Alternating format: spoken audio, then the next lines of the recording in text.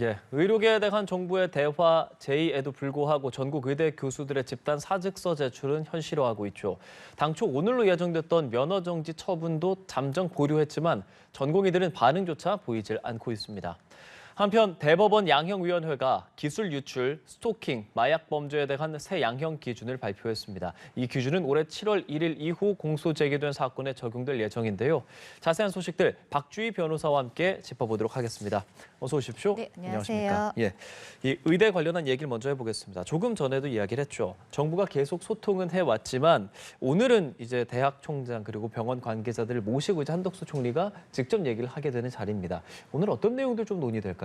네, 방금 보신 것처럼 2시부터 한 총리는 주요 의료 관계자들을 좀 만나고 있는데요. 네. 주요 논의 현안은 아마 이제 업무 개식 명령에 따르지 않은 전공의들에 대한 이 면허 정지 행정 처분에 대해서 이제 논의가 될 것으로 보이고요. 그 외에도 4대 의료개혁 패키지 정책에 대한 보완 부분도 논의가 되지 않을까 그렇게 예상이 됩니다. 예.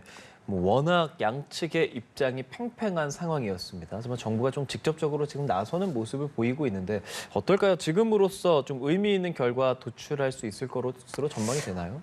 일단 정부와 의료계가 가장 첨예하게 대립하는 부분이 바로 그 의대 정원 2,000명 증원 부분입니다. 예. 네, 그런데 이제 의료계 측에서는 이제 증원의 백지화를 요구를 하고 있고 이 부분이 먼저 해결이 되어야 된다라고 하는 주장을 하고 있기 때문에 이 부분에 대한 협의가 없는 상황에서 과연 오늘 실질적인 어떤 해결책이 도출되지는 않지 않을까 그렇게 좀 조심스럽게 예상이 됩니다. 정부에서는 조금 전에 얘기해 주신 그 면허 정지 처분에 대해서 원래 오늘부터 시작하기로 했던 것을 좀 보류하기로 했잖아요. 그에 대한 좀 의대 쪽의 입장은 어떻습니까? 네, 전공의들에 대한 이제 행정처분을 유연하게 대처하라라고 해서 윤석열 대통령의 지시가 있었는데요. 그래서 정부는 면허 정지 처분을 오늘이 아닌 이제 모레 28일 정도까지는 기다려 보겠다라는 입장입니다. 예. 근데 다만 방금 말씀드린 것처럼 의대 증원 자체를 백지화하라고 하는 게 전공의들의 목소리이기 때문에 이런 요구가 받아들여지지 않는 상황에서 이 정부에서는 이제 행정처분을 보류한다고 하더라도 실질적으로 정작 전공의들은 좀 반응을 하지 않고 있습니다. 지금으로서는 반응을 하지 않고 있고 하지만 정부도 지금 이 면허정지 처분을 보류하는 걸 무기한하겠다고 하는 건 아니잖아요. 네, 방금 말씀드린 대로 네. 원래는 오늘부터였는데 모레까지 기다려 보겠다라는 겁니다. 그러니까 즉 한 이틀 정도 말미를 줄 테니 복귀를 하라 이런 움직임이 있으면 협의를 하겠다 이렇게 해석이 될 수 있을 것 같습니다. 예, 의대 교수들 그럼에도 지금 무더기 사직서 제출은 잇따르고 있다고 전해지고 있습니다. 사직서 제출한다고 해서 이거 바로 그렇게 되는 건 아닌 거죠? 네, 어제 의대교수 비상대책협의회에서는 성명을 발표를 했고요. 어제만 해도 3,000명 정도의 3,000명이 이제 사직서를 제출한 것으로 보이는데요. 예. 그런데 사직서 제출 자체가 이제 사직을 하겠다라는 의사의 표시인 거지 사직서를 제출하는 당일에 이제 사직을 하는 것은 아니기 때문에 당장은 진료 공백이 이루어지지 않고 있는데요. 다만 어찌됐든 사직의 의사 표시를 했기 때문에 예. 이 시간이 장기화될수록 진료 공백에 대한 우려는 있을 수밖에 없습니다. 실제로 이제 외래 진료들을 좀 줄이고 있는 것으로 알려져 있고요. 예. 수술 같은 경우도 50% 이상이 지금 연기된 것으로 알려졌습니다. 그리고 진료나 수술도 주 52시간 이내에 하겠다라는 입장이라서 이게 계속이 된다라고 하면 환자들은 불안할 수밖에 없는 상황입니다. 이 의대 교수들에 대해서도 면허정지 처분을 하겠다라는 것이 지금까지 나온 입장입니까, 그럼?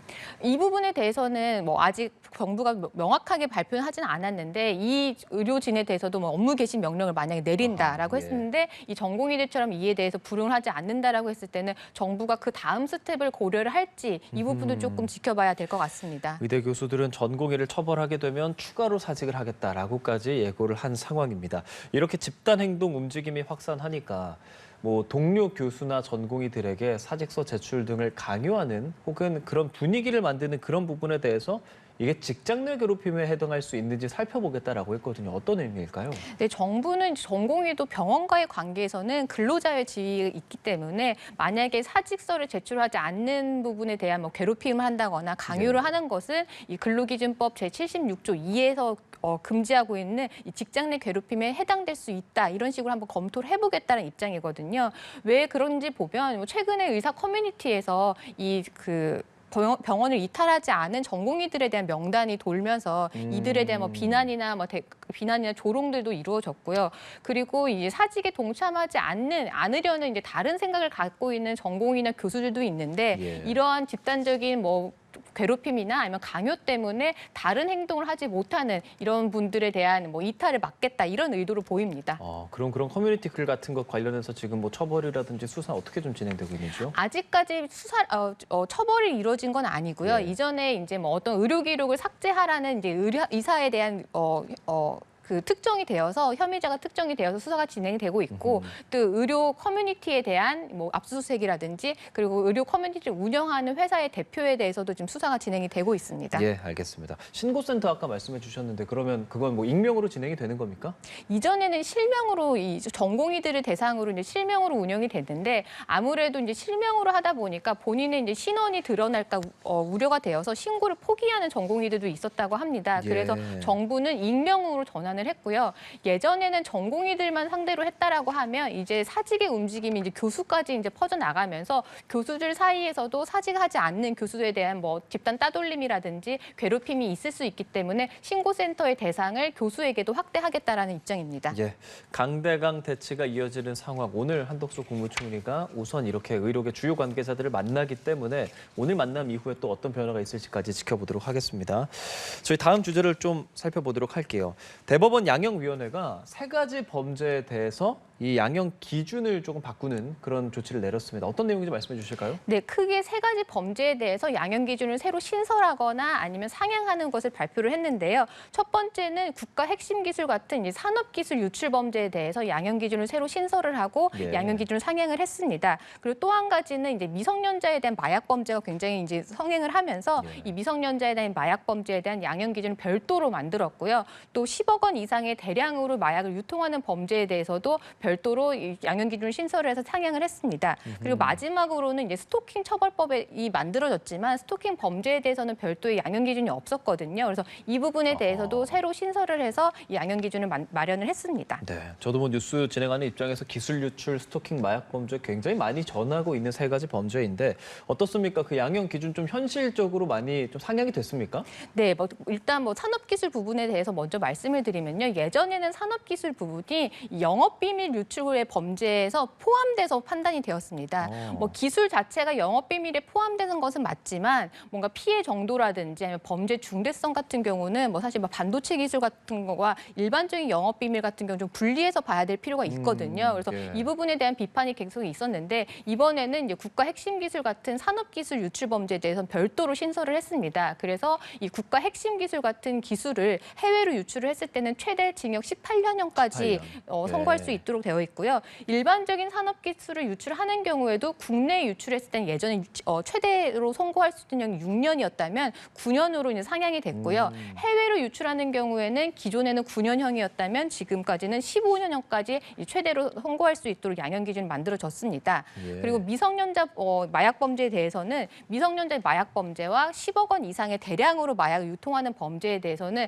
법정 최고형이 무기징역까지 선고할 수 있도록 양형 기준이 만들어졌습니다. 보통 아시다시피 양형 기준이라는 것은 이제 법정형보다 사실 낮게 이제 형성이 되는 건데 예. 최대로 법정형에 이제 최대까지 선고할 수 있도록 되어 있어서 굉장히 상향됐다라고 보시면 될 것 같고요. 이제 스토킹 범죄에 대한 이 양형 기준은 새로 신설이 되었는데 흉기를 이용해서 스토킹한 경우에는 최대 5년형 그리고 일반 스토킹 범죄에 대해서는 최대 징역 3년형까지 선고할 수 있도록 이 양형 기준이 신설이 되었습니다. 그 전과 비교하면 전반적으로 좀 높아졌다는 걸 확인할 수 있네요. 네. 그리고 또 눈여겨볼 만한 게 최근에 저희가 몇 번 이제 기습 공탁이라는 것에 대해서 사건 현장에서 다룬 바 있잖아요. 이 부분에 대한 변화도 좀 있다고요? 근데 예전에는 이런 성범죄 같은 스토킹 범죄에 대해서는 이 감경인자에 어떤 게 있었냐면 피해 회복을 하는 경우에는 감경할 수 있도록 되어 있었습니다. 예. 근데 사실은 피해 회복이 되었으면 감경을 하는 게 맞는데 이 피해 회복을 한 부분에 대해서 어떤 것도 포함이 되어 있었냐면 공탁을 하는 경우도 포함이 되어 그렇죠. 있었거든요. 그런데 피해자가 원하지 않음에도 불구하고 공탁을 해서 이 감경을 받는 경우가 있었는데 이 감경인자에 이 공탁 포함을 삭제를 했습니다. 이 문구를 삭제를 해서 피해자가 원하지 않는 공탁으로 인해서 감경을 받는 것을 막겠다라는 의지를 보여줬습니다. 예. 쭉 저희가 얘기하고 있는 이 양형 기준이라는 것이 사실 말 그대로 어떤 기준, 그러니까 가이드라인이 되는 거지 않겠습니까?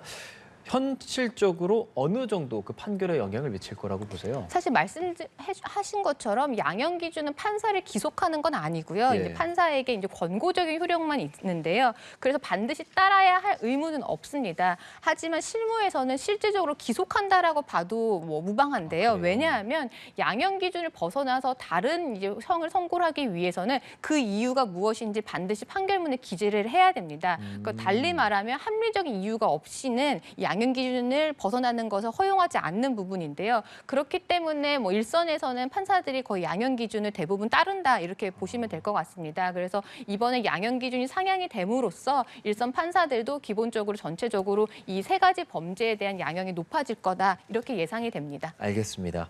저희 한 가지 사건 더 짚어보도록 하겠습니다. 요즘에 SNS 키면 진짜 유명인 사칭하는 그런 광고들, 특히나 그게 뭐 주식 투자방 뭐 그런 것들 상당히 논란이 되고 있고 실제로 그 연예인들이 직접 기자회견까지 나서고 있지 않습니까? 현재 지금 이거 얼마나 심각한 상황인가요? 네, 방금 말씀하신 것처럼 오죽했으면 지난 22일에 뭐 유명인들이 기자회견을 해서 유명인을 사칭을 해서 뭐 투자 리딩방 같은 것을 만드는 것에 대한 대책을 촉구를 했는데요. 예. 그 피해 정도가 어느 정도인지 보면요. 이 경찰청 집계에 따르면 유명인을 사칭해서 투자 리딩방으로 만들어진 이 범죄 건수는 지난해 9월부터 넉 달간 1,000건이 넘었고요. 이 실제 피해액은 1,200억 원이 넘었다라고 합니다. 와, 유명인 지금 피해 입은 해결 촉구를 원하는 사람이 137명이나 될 정도로 피해 규모가 상당한 건데 그렇게 해서 어떤 투자를 우리가 잘하고 있습니다. 제가 유명인입니다. 오세요 해서 만든 그 방, 투자 리딩방이 있는데 이 리딩방 자체가 가짜라고요, 또. 네, 맞습니다. 이게 어떤 식으로 운영이 되냐면요. 플랫폼들을 보다 보면 네. 유명인들을 내세운 광고가 있는데요. 그 광고를 클릭하는 순간 이런 뭐 텔레그램이나 아니면 카카오톡 같은 채팅방으로 연결이 됩니다. 아하. 그게 바로 투자 리딩방인데요. 근데 실제로는 그 유명인과는 하등의 관계가 없는 사람들이 운영을 하는 거고요. 실제로 이게 온라인으로 이루어지다 보니까 실제로 그 채팅방을 운영하는 사람이 누구인지도 사실 모릅니다. 그렇죠. 그런데 그 해당 채팅방에서는 이제 가짜 투자 정보를 제공을 하면서 뭐 불법 투자 사이트에 가입을 하라고 권유를 한다라든지 아니면 뭐 악성 앱 가입을 유도를 해서 입금을 요청하는 방식으로 아하. 피해자들을 양산을 하고 있습니다. 이게 그냥 일반적인 투자 리딩방에서 거짓 정보만 흘리는 것이 아니라 이게 뭐 피싱까지도 연결이 되기 때문에 상당한 주의가 필요해 보이는데 이거에 대해서 너무 심각해지니까 뭐 네이버 등에서 이거 신고 창구 개설하겠다라고 했습니다. 어떻게 운영한다고 합니까? 네, 네이버에서는 인터넷 환경 개선을 위한 그린 인터넷 캠페인을 벌이는데요. 이런 웹사이트와 신고센터 그리고 고객센터 홈페이지 등을 통해서 이런 유명인 사칭 광고로 인한 피해를 접수를 받겠다라는 겁니다. 예. 그리고 그 외에도 뭐 네이버가 운영하는 밴드 내에서 유명인의 이름을 사칭을 해서 투자를 권유하는 경우에는 이 바로 징계 조치를 할 수 있도록 이 규정도 개정을 하겠다라는 입장입니다. 현실적으로 이런 사기 피해 같은 경우는 뭐 양형 같은 거 어떻게 좀 나옵니까? 실질적으로 이거는 사기 범죄 같은 경우는 이제 피해 액수가 어느 정도인지에 따라 다르기 때문에 소액인 경우에는 사실은 굉장히 이제 미온적인 처벌이 나가기도 하고요. 예. 우리나라에서 계속 지속적으로 비판을 받는 것 중에 하나가 이 경제 범죄 같은 경우는 실질적으로 뭐 가정을 파탄낼 수도 있는 상황인데도 불구하고 경제 범죄에 대한 양형 기준이 굉장히 낮거든요. 이 예. 부분 같은 경우는 좀 크게 개선이 되어야 될 필요성이 있다라고 생각을 합니다. 근데 저만 해도 사실 SNS 하면서 이런 류의 광고들 많이 봤거든요. 근데 그 광고들이 지금 생각해 보면 뭐 구글 기반으로 하는 SNS들 있잖아요. 뭐 구글이나 페이스북 등인데 그런 경우에는 이거 찾기도 되게 어렵지 않습니까? 네, 맞습니다. 네이버에서 이번에 뭐 이런 개선책을 신고 방안을 마련한다고 했지만 사실 이게 실효성이 있을지는 사실 의문입니다. 왜냐하면 이런 유명인 사칭 광고가 네이버에서만 이루어지는 게 아니라 실제로 말씀하신 것처럼 뭐 구글이라든지 페이스북이라든지 해외에서 기반으로 하는 이런 플랫폼들에서 계속 이루어지고 있거든요. 유튜브에서도 봤습니다. 네, 저는. 그렇기 때문에 네이버 안에서만 뭔가 정화 작업을 한다고 하더라도 외부에서도 계속 이루어지고 있을 때는 사실은 이게 과연 실효성이 있을지 좀 의문이고요. 그리고 예. 이런 해외 플랫폼 사이트 같은 경우에 문제점이 뭐냐면 신고를 하더라도 실질적으로 사람이 검토를 하는 게 아니라 AI가 검토를 해서 실질적인 검토가 이루어지지 않는 경우도 굉장히 많고요. 신고를 했는데 커뮤니티 규정 위반이 아니기 때문에 삭제할 수 없다라는 답변만 나온다라는 이런 성토글도 굉장히 많습니다. 그리고 신고 자체도 사실 어려운 게 그 사칭을 당한 당사자 혹은 예. 사칭으로 인해서 금전적 피해를 입은 사람만 신고할 수 있도록 되어 있는데